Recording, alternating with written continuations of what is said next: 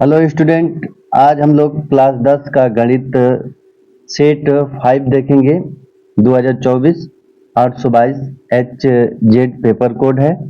तो आइए शुरू करते हैं आज का पहला क्वेश्चन है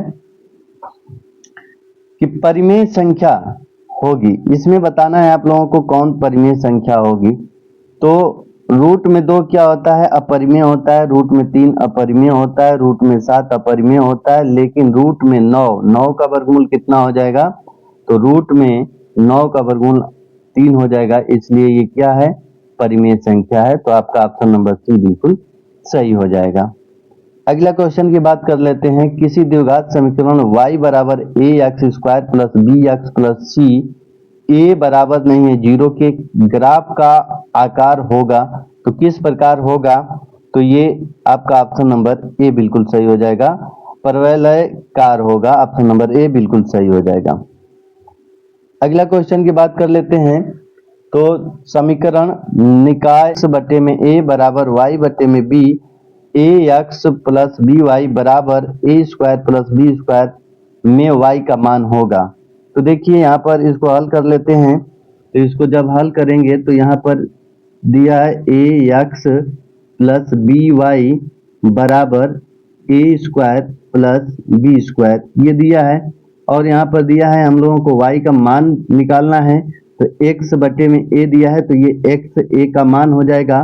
तो x के जगह पर हम लोग a लिखेंगे। तो a गुणे a प्लस बी वाई बराबर a square plus b square होगा, ये हो जाएगा। अब इसको और हल कर लेते हैं। देखिए तो ये होगा a square plus b y बराबर a square plus b square. A square से ए स्क्वायर कैंसिल होगा तो मिल जाएगा बी वाई बराबर बी स्क्वायर। तो वाई बराबर होगा, एक बी से एक बी कैंसिल होगा तो वाई बराबर बी हो जाएगा। तो इसमें देख लीजिए ऑप्शन कौन सा है? तो ऑप्शन सी नंबर बिल्कुल सही हो जाएगा। अगला क्वेश्चन की बात कर लेते हैं। चौथा क्वेश्चन है, यदि समीकरण X square minus 4x plus A बराबर 0 के कोई वास्तविक मूल नहीं है, तो कोई वास्तविक मूल नहीं है, इसके लिए सूत्र होगा कि b square minus 4ac less than होना चाहिए 0 से छोटा होना चाहिए। तो यहाँ पर तुलना करके रख देते हैं। तो b होता है x का गुणांक, तो x का गुणांक कितना है? -4। तो -4 का स्क्वायर करेंगे यहाँ पर माइनस ये हो जाएगा 4, और a का x स्क्वायर का गुणांक 1 है तो 1 हो जाएगा, और c a दिया है तो a हो जाएगा लेस देन 0। अब यहाँ पर 4 का स्क्वायर करेंगे तो 4 का स्क्वायर 16 होगा, माइनस ये हो गया 4a लेस देन 0। अब यहाँ पर देखिए इस 4 को इधर पक्षांतर करेंगे तो ये हो जाएगा आपका 16, और लेस देन इधर ये जाएगा तो प्लस में हो जाएगा 4a। तो आपका यहाँ पर आंसर बनेगा 16 बटे में 4 लेस देन a। तो यहाँ पर जब कैंसिल आउट कराएंगे तो ये आएगा आपका 4 लेस देन a। तो इसमें 4 लेस देन a आंसर बनेगा। तो देख लीजिए कौन सा ऑप्शन सही है। तो इसमें आपका a ग्रेटर देन 4, तो a ग्रेटर देन 4 आपका ऑप्शन नंबर बी बिल्कुल सही हो जाएगा। तो बी ऑप्शन आपका बिल्कुल सही हो जाएगा, D option, a greater than 4। आइए अगला क्वेश्चन देखते हैं। अगला क्वेश्चन है आपका 5वां क्वेश्चन है, अनुक्रम रूट में 2, 3 रूट में 2 का 10वां पद होगा। तो इसमें 10वां पद बताना है। तो देखिए इसमें 10वां पद कितना होगा हम लोग निकाल लेते हैं। ए का मान इसमें दिया है रूट में दे दिया है 2, और डी का मान कितना हो जाएगा? तो दूसरे पद में से पहले पद को घटा देंगे तो ये आपका आ जाएगा 2√2 माइनस रूट में 2, तो यानी आ जाएगा आपका रूट में 2। अब 10वां पद निकालना है, यानी n बराबर 10 दे दिया है, तो हम लोग अब 10वां पद निकाल लेते हैं। an बराबर ये 10 हो जाएगा, a 10 हो जाएगा, और 10वां पद तो a प्लस 9d हो जाएगा। a का मान दिया है रूट में 2 और प्लस 9, और d का मान है रूट में 2, तो ये हो जाएगा 10 रूट में 2। जब इसको अंदर करेंगे तो कितना हो जाएगा 2, और इसको अंदर करेंगे तो 10 का स्क्वायर हो जाएगा, यानी कि ये हो जाएगा आपका रूट में 200। तो देख लेते हैं कौन सा ऑप्शन है इसमें। तो रूट में 200 ऑप्शन नंबर आपका ये सी बिल्कुल सही हो जाएगा। आपका सी ऑप्शन बिल्कुल सही हो जाएगा, रूट में 200। देखिए इसमें 6वां क्वेश्चन, निम्नलिखित सारणी का माध्य होगा। वर्ग अंतराल दिया है, इसमें बारंबारता दिया है, तो इसमें हम लोग ऑप्शन वाला क्वेश्चन है तो केवल मध्य पद इस पर हम निकाल कर दर्शा देते हैं। 0 5 के बीच में जो मध्य पद होगा वो 2.5 होगा, और 5 और 10 15 7.5 होगा, और इन दोनों को जोड़कर भाग करेंगे तो 25 होगा, 25 यानी 12.5 हो जाएगा, और ये हो जाएगा आपका 35, और 35 में 2 का भाग करेंगे तो 17.5 होगा। ये हो गया मध्य पद। अब ये हो गया बारंबारता, बारंबारता दिया है तो बारंबारता हो जाएगा 2 4 6 10। अब इसमें हम लोग निकाल लेते हैं गुणा करके, fx का मान निकाल लेते हैं। ये x हो गया और ये f हो गया, तो fx का मान निकालेंगे, ये हो जाएगा 50 और 5.0 हो जाएगा, और ये हो जाएगा 5 के 20 हो जाएगा, 28, 28 10 30 हो जाएगा, 28 2 30 हो जाएगा, 30.0 हो जाएगा। इसको जब गुणा करेंगे तो 5 6 के 30 हो जाएगा, दशमलव लगा लेंगे, 6 दूना के 12, 12 3 15 हो जाएगा, और 6 1 7 हो जाएगा ये। अब इसका गुणा करेंगे तो ये हो जाएगा 17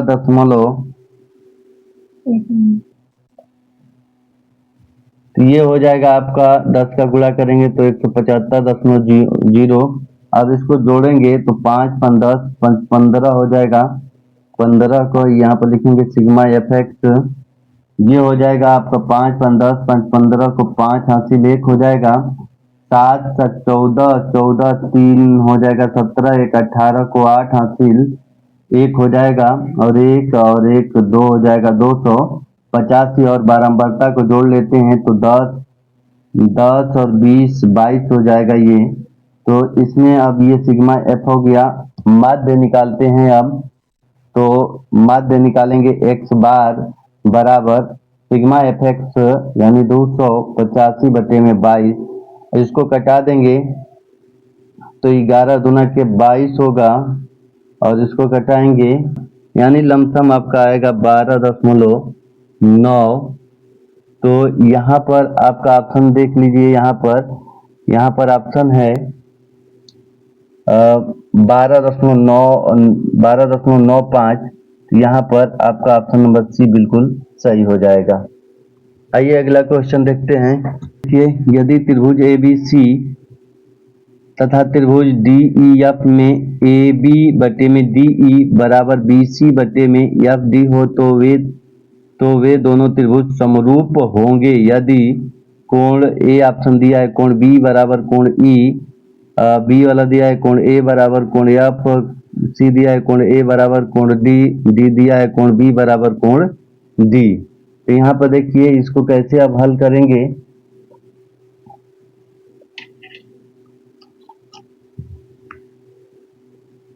यहाँ पर हम लोग फिगर बना लेते हैं,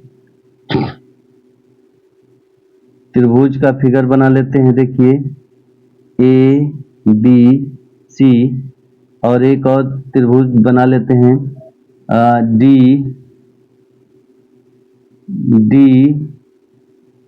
डी और ये हो जाएगा ई और ये हो जाएगा एफ।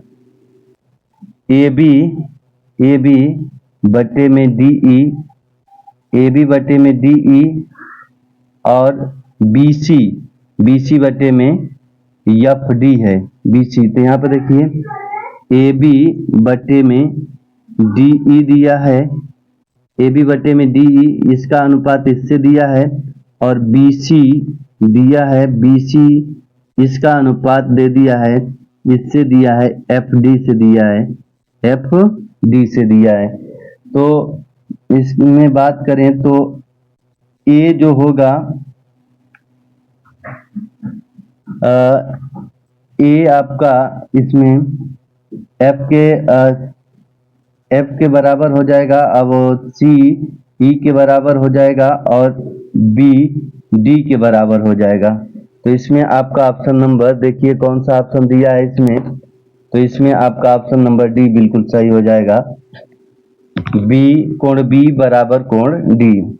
अब इसमें बात कर लेते हैं शीर्ष 0 4 0 0 और 3 0 वाले त्रिभुज का परिमाप होगा। तो इसमें परिमाप बताना है कि आप परिमाप कितना होगा। देखिए पहले तो शीर्ष लिख लेते हैं त्रिभुज का, तो यहाँ पे फिगर ड्रा कर लेते हैं। देखिए ये त्रिभुज हो गया, त्रिभुज का शीर्ष दिया है 0 4 और 0 0 दिया है और 3 0 दिया है। इनके बीच की दूरी निकाल लेते हैं। डी बराबर रूट में x2 माइनस x1 का whole square plus y2 minus y1 का होल स्क्वायर से निकालेंगे तो 0 0 ये हो जाएगा 3 और माइनस 0 यानी 3, 3 का वर्ग हो जाएगा 9, रूट में 9 होगा, 9 का वर्गमूल 3 हो जाएगा।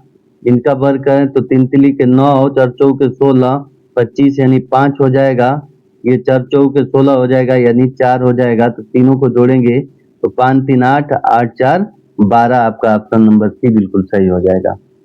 अगला क्वेश्चन की बात कर लेते हैं। देखिए 9वां क्वेश्चन, यदि 3 tan a बराबर 4 हो तो sec a का मान बताइए। तो इसमें देखिए दिया है tan a बराबर 4, तो tan a बराबर होगा 4/3। हम लोग जानते हैं कि tan a ये होता है लंब बटे आधार, लंब बटे में आधार। एक त्रिभुज बना लेते हैं और इस पर दर्शा देते हैं, ये a हो गया। अब यहाँ पर लंब ये हो जाएगा, लंब कितना है 4 और आधार हो जाएगा 3, तो इसका पाइथागोरस प्रमेय से निकालेंगे तो 16 हो जाएगा और 3 9 25, 25 यानी ये 5 हो जाएगा। तो हम लोगों को सेक ए का मान निकालना है। सेक ए बराबर होता है कर्ण बटे में आधार होगा। तो कर्ण बटे आधार, तो कर्ण कितना हो गया 5 और आधार कितना हो गया 3, तो 5/3 आपका आंसर बनेगा। ऑप्शन नंबर डी बिल्कुल सही हो जाएगा, 5/3। अगला क्वेश्चन की बात कर लेते हैं। देखिए अगला क्वेश्चन है tan alpha plus cot alpha बराबर 5 हो तो tan square alpha plus cot square alpha का मान होगा। बहुत ही बढ़िया क्वेश्चन है। देखिए tan alpha plus cot alpha बराबर 5, दोनों पक्षों का वर्ग करेंगे। तो जब दोनों पक्षों का वर्ग करेंगे तो ये होगा tan स्क्वायर अल्फा प्लस ये हो जाएगा cot square alpha plus 2 tan alpha और cot अल्फा हो जाएगा बराबर ये हो जाएगा 25। अब यहाँ पर बात कर लें तो tan square alpha plus cot square alpha और ये दोनों आपस में कैंसिल होंगे तो प्लस 2 बराबर ये हो जाएगा 25। तो tan square alpha plus cot square alpha बराबर 25 माइनस 2 होगा यानी कि 23 आंसर आपका बनेगा। तो ऑप्शन नंबर सी आपका बिल्कुल सही हो जाएगा। अगला क्वेश्चन की बात कर लेते हैं। 11 नंबर सवाल देखिए, साइन थीटा बराबर कोसेक थीटा तथा ये दिया है थीटा का मान ज्ञात करने के लिए। तो यहाँ पर देखिए इसको लिख सकते हैं साइन थीटा बराबर ये हो जाएगा आपका कोसेक थीटा। तो इसको लिख सकते हैं साइन थीटा बराबर 1/में साइन थीटा। तिर्यक गुणा करेंगे तो यहाँ पर मिलेगा साइन स्क्वायर थीटा बराबर 1। अब यहाँ पर लिखेंगे तो साइन थीटा बराबर रूट में 1 और रूट में 1 का वर्गमूल 1 होता है। अब देखेंगे तो साइन थीटा बराबर ये साइन 90 का मान होता है, साइन 90 का मान होता है 1। साइन साइन कैंसिल होगा, थीटा बराबर आपका आ जाएगा 90 डिग्री। तो इसमें ऑप्शन आपका रेडियन में दिया है तो रेडियन में निकाल लेते हैं इसका मान। रेडियन में देखिए तो ये हो जाएगा पाई बटे में 180, 9 दूना 18, ये हो जाएगा पाई बाई 2। तो पाई बाई 2 आंसर बनेगा, यानी ऑप्शन नंबर सी बन जाएगा आपका आंसर। अगला क्वेश्चन की बात कर लेते हैं। अगला क्वेश्चन है, देखिए अगला question, sine theta minus cos theta बराबर 0 दिया है। तो यहाँ पर sine 4 theta plus cos 4 theta का मान बताना है। तो यहाँ पर लिखते हैं साइन थीटा बराबर हो जाएगा आपका साइन थीटा बराबर हो जाएगा कॉस थीटा हो जाएगा, यानी कि यहाँ पर बात कर लें तो कितना हो जाएगा, साइन थीटा बटे में कॉस थीटा बराबर हो जाएगा 1। तो ये हो जाएगा टेन थीटा बराबर 1 हो जाएगा। और हम लोग जानते हैं कि टेन थीटा और 1 का मान टेन 45 डिग्री का होता है, 45 डिग्री का होता है। 10 में 10 10 से कैंसिल, थीटा का मान हो गया 45। अब आइए इसमें हम लोग रख देते हैं sine 4 theta plus cos 4 theta, theta का मान रख देते हैं 45 डिग्री। तो ये हो जाएगा 4, इसमें हो जाएगा 45 प्लस कॉस 4, ये 45, साइन 45 का मान होता है 1/√2 प्लस 1/√2 का ये 4 पावर रहेगा और ये 4 पावर हो जाएगा।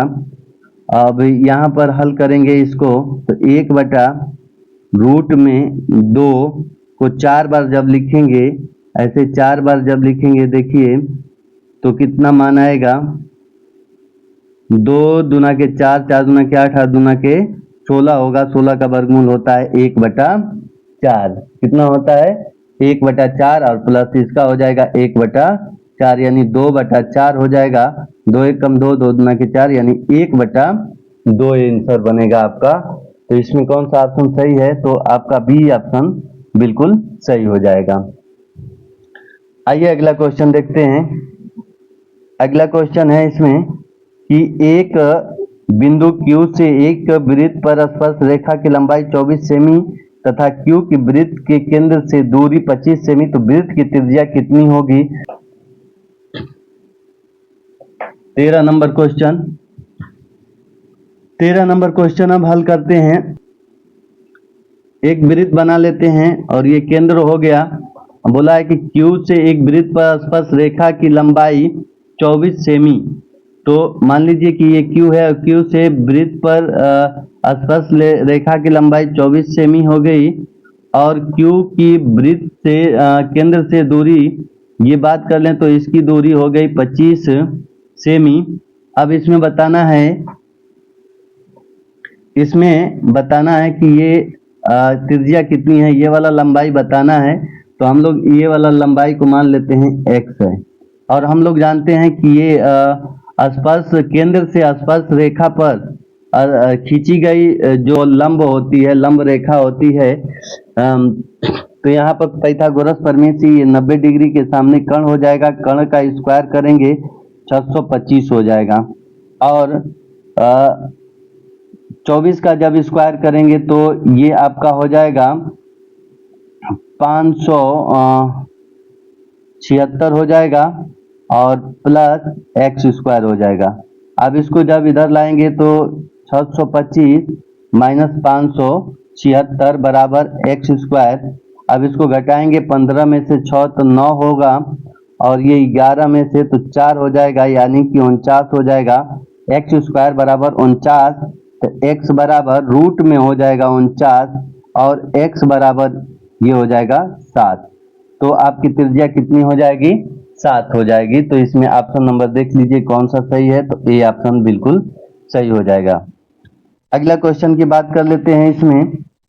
तो अगला क्वेश्चन है, देखिए कि यदि एक बिंदु P से Q केंद्र वाले किसी वृत्त पर PA PB स्पर्श रेखाएं परस्पर 80 के कोण पर झुकी हों तो कोण POA होगा, कितना होगा ये बताना है। तो देखिए एक फिगर बना लेते हैं। ये हो गया वृत्त और ये केंद्र हो गया। अब बोला है कि एक बिंदु P से स्पर्श रेखा खींचा जाता है, तो ये हो गया A बिंदु, और इधर से भी स्पर्श रेखा खींचा जाता है, तो ये हो गया B बिंदु। B बिंदु हो गया। अब ये इसको मिला देते हैं यहाँ से। अब बोला है कि POA यानी कि यहाँ से एक लाइन खींचेंगे रेखा, तो ये वाला कोण बताना है। देखिए ये वाला कोण दिया है 80, और ये वाला कोण हम लोग जानते हैं कि 90 डिग्री का होगा, और ये वाला कोण 80 दिया है तो इसका आधा ले लेते हैं 40, और 90 और 40 130 हो जाएगा, और 180 में से घटा देंगे तो ये हो जाएगा 50, क्योंकि त्रिभुज ये बन रहा है और त्रिभुज के अंतर कोणों का योग 180 अंश होता है। तो इसमें आपका ऑप्शन नंबर कौन सा सही हो जाएगा, तो ऑप्शन नंबर बी ऑप्शन बिल्कुल सही हो जाएगा। बी वाला ऑप्शन आपका बिल्कुल सही होगा। अगला क्वेश्चन देखते हैं। आर त्रिज्या वाले वृत्त के उस त्रिज्यखंड का क्षेत्रफल जिसका कोण थीटा होगा, कितना होगा, बी ऑप्शन सही होगा। सूत्र होता है theta into pi are square बटे में 360 होता है। अब यहाँ पर क्या किया है कि ये 2 का ऊपर गुणा कर दिया है और वो 2 का नीचे गुणा, तो यहाँ पर होगा 2 pi are square, 2 pi are square हो जाएगा, और ये हो जाएगा 36 दूना 72 320, और थीटा यहाँ पर हो जाएगा। तो ये आपका ऑप्शन नंबर बी बिल्कुल सही हो जाएगा। आइए अगला क्वेश्चन देखते हैं। एक ठोस पाइप का व्यास 4 सेमी, उसकी लंबाई 20 सेमी है। पाइप में प्रयुक्त धातु का आयतन कितना होगा। तो देखिए ये व्यास दिया है, तो व्यास हम इसमें दिया है तो त्रिज्या हो जाएगा हम लोगों का r बराबर हो जाएगा 2। लंबाई दिया है, लंबाई यानी h का मान हो गया आपका 20 सेमी। प्रयुक्त धातु का आयतन, तो पाइप एक बेलन के आकार की होगी, ऐसे बेलन के आकार की, तो हम लोग बेलन का आयतन निकालते हैं, और बेलन का आयतन का सूत्र होता है पाई आर स्क्वायर h होता है। तो पाई का मान नहीं रखना है, तो पाई का मान, पाई को पाई रखते हैं, आर का मान 2 है, तो 2 का स्क्वायर हो जाएगा 4, और ये हो जाएगा 20, यानी 20 दूना के 80, 80 पाई होगा, यानी कि आपका ऑप्शन नंबर डी बिल्कुल सही हो जाएगा। आर त्रिज्या के एक ठोस अर्धगोले का कुल पृष्ठीय क्षेत्रफल होगा, तो ये आप लोगों को सूत्र याद होगा 3 पाई आर स्क्वायर होता है। आइए अगला क्वेश्चन।